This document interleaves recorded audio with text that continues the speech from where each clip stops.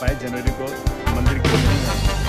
ऐसे मौके पर कुछ लोग ज़बरदस्ती छेड़छाड़ कर सकते हैं। हर समाज में अच्छे भी होते हैं, बुरे भी होते हैं। मैं ख़ास तौर से लोगों से अपील कर रहा हूँ और मुसलमानों से ख़ास तौर अपील कर रहा हूँ कि आप किसी जज्बात में कहीं भड़काने पे बिल्कुल मत आइए।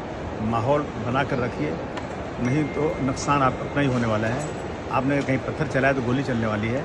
हम इस मुल्क में गंगा जमुनी तहज़ीब को बरकरार रखने की पूरी कोशिश करें और आपसी भाईचारे को बढ़ाएं। प्लीज़ मेहरबानी करके, अभी कुछ पनवेल में भी कुछ हो गया है, मत कुछ ऐसा कीजिए जिससे कि माहौल ख़राब हो। हम जानते हैं शायद आपकी गलती भी ना हो, लेकिन उसके बाद भी आपको सज़ा मिल सकती है।